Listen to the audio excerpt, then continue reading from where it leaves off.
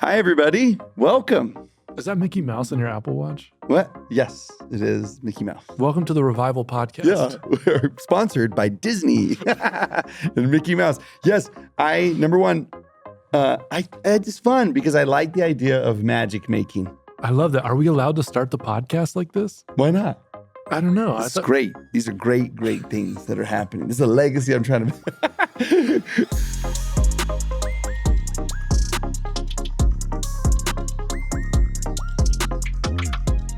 Okay, let's fill you in on what we talked about right before we started. It's this idea of this talk that we're doing today by Elder Godoy, for the sake of your posterity. This is what it led me to ask, is this question, like, what legacy are you trying to build? So anyways, this is we're now bringing you in on this conversation that we started before we pushed record. So I just had to catch you up that's kind of the vibe of what he talks about in here, is this idea of it's generational thinking. Yeah. Right. And so we were just... It's so foreign. It's very foreign to... I don't know if it's our age or if it's the generation we grew up in, but I don't spend a lot of time thinking about what is the legacy I'll leave. Yeah, but I wish I could I want to interview like a World War II veteran. Yeah. And because I get this vibe from, I don't know what, I don't know where it's come from, and floating around in my soul is this vibe that those who fought like in World War II were doing it in part for like generations to come. Like they had this nobility about them that they were like, we need to create a land that our grandchildren can grow up in freedom, And maybe they didn't, and we've like projected that onto the past, but I feel like they did, and I don't know where that comes from. Like, it's probably movies or something. I just think they were a better generation. Right. It's like we're people like the greatest generation. I'm like, there's something to that.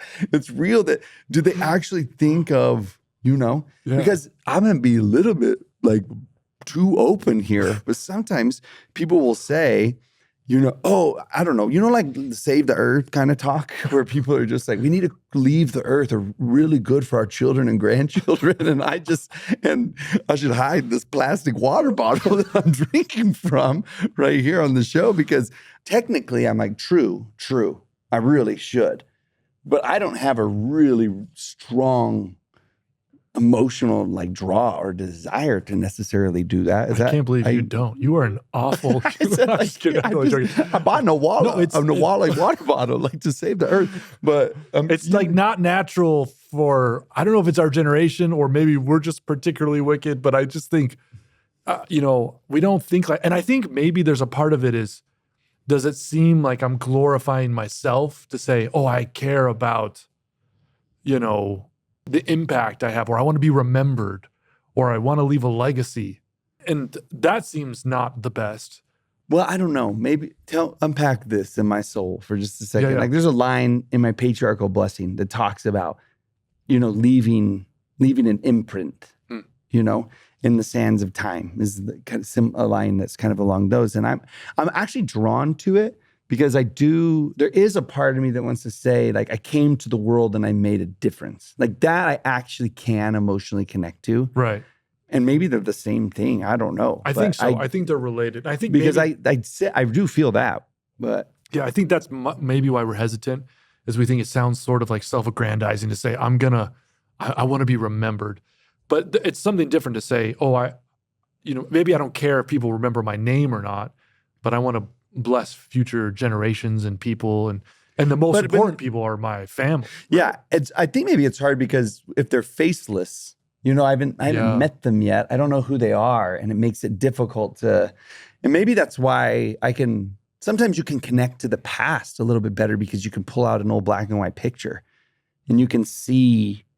And because aren't you drawn to the I'm like tenderhearted toward the sacrifices of people up my family tree. Right. When I hear some of the things that they did that I'm benefiting from, right, it does make I have a tenderness in my soul toward that. And it motivates me to like, I would like to do the same. But when I turn downward, I do want to for my own kids, but I don't know the names of, yeah. I've never held in my arms Right. Like a generation down, and I won't get to for 3 generations down. And so maybe that's why. The name of this talk is For the Sake of Your Posterity. Yeah, which I want to say this maybe. On a test, on a quiz, should you care about your posterity? Of course. And you're like, the answer is an easy yes. Yeah. But am I motivated? Are my decisions motivated? Like, is there a strong motivational, like, desire in me to change the way I live for the sake of my posterity? I don't know if it's there for me. Ooh. Right. And I think the best of us sees that and gets that. And maybe we just need to develop that, right? He talks about being in a taxi that he was sort of got into by accident. Not got into by accident, falls into, like, excuse me. Right? No, but he was supposed to be in another taxi, but he ended up in this taxi. And they start talking about the church. And he says, at that moment, I realized I did not take the wrong taxi. It was not a coincidence. I told him who I was and that I was in his taxi because the Lord was calling him back to his fold. Which is such a amazing story. Right. And bold to say. It's like, absolutely. And although the line that I highlighted in here that I love so much is just, at that moment, I realized I did not take the wrong taxi. Like, I was like, it makes me want to think through the times in my life where it felt like it was wrong. And then I realized, like, maybe that was orchestrated by God. And what's amazing is that sometimes, and probably often, way more often than we realize, God is orchestrating certain things in our lives that will affect generations to come. I think about the small things that have happened, in my family history that just put people in the right spot at the right time to accept the gospel. And it's like, wow, the Lord is putting us, quote unquote, in the wrong taxis all of the time to affect generations. Okay. And so maybe we don't see it, but he certainly does. I want to say, I want to go 2 different ways at the same time. And so maybe I can just put my finger on this word and I'll remember the second way. But can we walk down this path for just a second? One, you almost gave me a little bit of anxiety about all the things that happened in the past that orchestrated like the life that I live right now. It does make me start thinking, oh crap, I better, like, hold on. There's a lot of pressure on me to choose the right things and to make sure I, live out my life in the right way. And I guess it comes down to, I don't know, what's your feeling on the marriage between agency and God's orchestration? Yeah, because when you read something like this, that raises the question, and I've seen different ways that people try to handle that. It's actually a very old theological problem. Like, God's in charge, he has perfect foreknowledge, he's orchestrating everything, and yet we're also agents. And there's a variety of different philosophical and theological ways to try to work through that. But my favorite explanation goes like this. Okay, you ready for this profound insight? Yes. It goes like this. God has perfect knowledge and orchestration, and we are perfectly agents, and that's just and we don't know how it works out. That's just it. And it's like explaining calculus to a baby.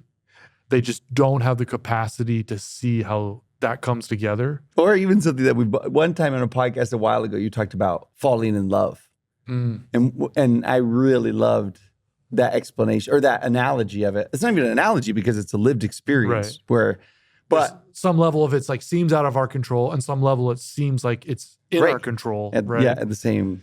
And I think there's a divine mixture of the will of God working through our lives, and then also just our choices and agency. And it's a beautiful mystery. Yeah, because maybe part of God's will is that you choose. So it's like you choosing is actually falls under the umbrella of the will of God also. He's like, it's actually my will that you figure some things out, that you choose. And I'm so want to nerd out because there's all kinds of like, do it. There's different ways of trying to make sense of this. But for me, the most soul satisfying thing is God's in control and we can make decisions. Now, how does this work with this talk? We don't usually use that word as much, sovereign. I feel that word used in traditional Christianity a lot. Especially Reformed circles, like Reformed Protestants. Like God is sovereign over. And I actually like it. I don't know how other people hear that word. Maybe they go back in time to like King George V, who was like chopping heads off or something like crazy like that.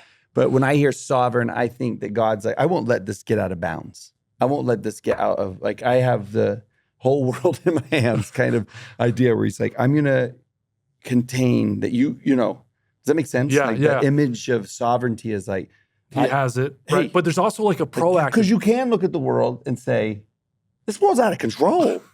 And I do love coming back to a sovereign God in moments like that where he's like, it's not out of control. It's not unfixable. It's not unredeemable. It's not I can see the past, present, and future. It's all one to me. And like, okay. I think that's a really good way to reconcile it. It's God's sovereignty and our agency. Okay, so you're going to tie it back to the talk, but this is in the talk, by the way. Can I just say my other path, which they might. Yeah, absolutely. This will connect. Where he says, I didn't take the wrong taxi. Because I actually believe in a God who can take some of our wrong choices and then just knit them into the pattern of like into the quilt of this. It's like I can take, you maybe did get in the wrong taxi, but all's not lost because of that. I can take that decision and I can turn it into something good. Yeah. So it's going to benefit you and future posterity. The last 116 pages is the perfect example of that where, something went wrong and God knew that Joseph would repent. And so he planned for something better, right? Yeah. And so the key there is not sinning. It's just the constant repentance and getting better, right? But I like that idea, especially for this talk, because that you may read this and think, oh my gosh, I could really blow this for future generations. Like I could like really derail generations of people. And I think there's something to be careful about the things that have been given you.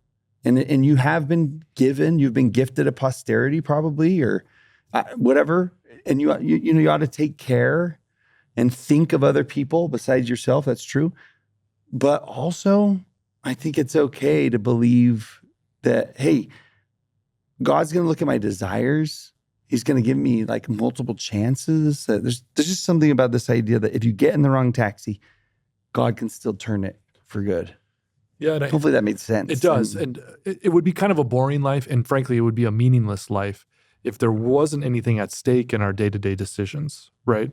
What gives our life anxiety is also what often gives it excitement. It's also what gives it meaning, right? Yeah. The fact that like, if I don't call my kids together for family prayer and scripture study regularly, then there's a lot at stake in that, right? This is actually really cool. That's a really, this is your best line of the day. Thank you. Yeah. No, I'm really, this is actually really meaningful to me for you to like point that out. And this, just that idea that, hold on, we should want something there to be at stake. Can you imagine a story where it's just like a guy, he gets up, he goes to work, he comes home, watches the news. Do people watch the news? I can't believe I just No, said that's fine. Comes home. He's 85. He gets the horses and takes them for a spin.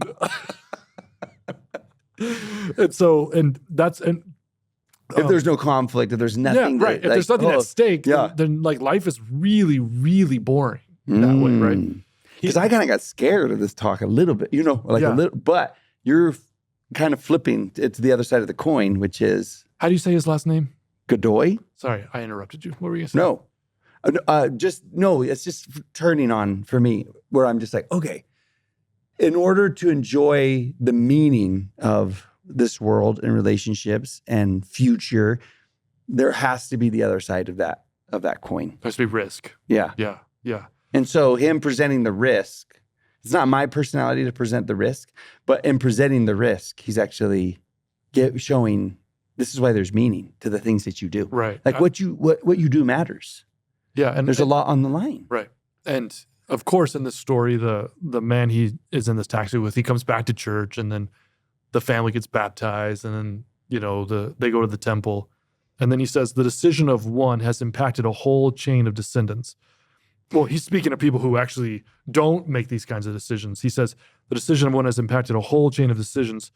A legacy of faith has been broken. He's talking about people who leave the church, right? But then you can flip it. You can flip it too, right? Because the other side of it is true. It's like, whoa, he says this line, that decision could have an impact on their posterity forever. Now, if I didn't read the rest of that paragraph, That's either good or bad, right? But like, that's empowering to me. That your decisions can have an impact on your posterity forever. That says to me this: God has endowed you with so much opportunity to do good in this world. If your decisions today can have impact on unborn generations to come, it also means that your decisions today can have an impact on people in far countries. And there's just the potential that's in your capacity and mine to do good in this world is immeasurable. Right. Yeah. That's what that says to me. Yeah. And I mean, quite poignantly in this talk, there are some moments where he gets real and direct, right?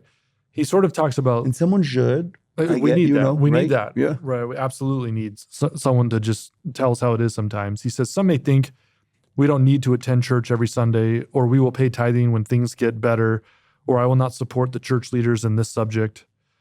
Those with thoughts like this do not realize the negative impact this lukewarm type of membership will have on their lives and on the lives of their posterity. The parents may remain active. I think that's important. It's both. Right. And they'll notice more of it in the present tense Yeah. than necessarily, the future, but both are true. Right. And the truth of the matter is we're all lukewarm on some level sometimes. Yeah, often throughout the day, Right. right? We're just like, Yeah. change temperature all day long. It says the parents may remain active, but the risk of losing their children is high in this life and in eternity. And so there is, something about the natural man and woman when our kids see our own sort of mediocrity in spirituality, that they'll jump on that and use that as an excuse sometimes, right? Yeah. But the opposite is also true.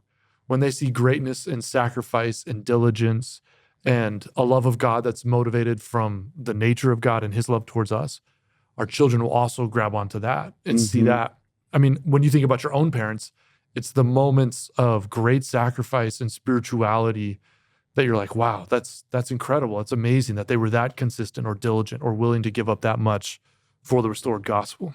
And it's also like the story that he says at the very beginning, the man who decides to go back, he uses this line, he felt it was about time to go back to the church for the sake of their children. And he probably thought for himself too, but I think those kids are going to look at their dad and say, also, I saw that you realized you were off course, Dad, and you made a change. Like there's a great lesson in observing that in a person also, where someone says, yeah, listen, I had a realization and now I changed the way I live and I changed the way I think, and great. Yeah, in fact, Joseph Smith says in section 121 that those who cover their sins will lose their power and influence, right? He's speaking about priesthood holders here. He says those who cover their sins. And that's so interesting because in our culture, we think, oh, don't let anyone see your mistakes. That's how you get real influence. It's not true. When people actually see our vulnerability and then us repent and get better and confess, that's actually the thing that allows them, that encourages them to follow us even more. Well, and I think it's the thing that actually shows the majesty of God and the grace of Jesus. If I can see where he's mended a story, if I can see where he's turned ashes to beauty, then honor and glory goes to him. I was like, oh, I see Jesus moving and working in your story. Yeah. Let's get real for a second. He says, not that we weren't, the last first 20 minutes of this were fake. But he quotes Elder Ballard and he says, for some, Christ's invitation to believe and remain continues to be hard. Some disciples struggle to understand a specific church policy or teaching. Others find concerns in our history or the imperfections of some members and leaders past and present. The decision to walk no more with church members and the Lord's chosen leaders will have a long-term impact that cannot always be seen right now. And hopefully that's not interpreted as a threat or something like that, right? No, I think in part, like you were saying earlier, it's just a reality. It's not a threat. It's like you ought to realize that your decisions do impact other people. For sure they do. Yeah. And what's and P.S., what a beautiful way to live. Like the opposite of that is this is my business and it's my life. And it's like, well, it's not actually. We're all so interconnected with each other that the way I live does have an impact on people around me. And I think that's to be other-oriented, other people-oriented is a beautiful way to live. And I think that it's important, I think, to realize and recognize that. Yeah, there's a lot of people who try to figure out what it means to be human. And the people I trust the most on this subject will frame us as inherently relational beings who are connected to others. Yeah.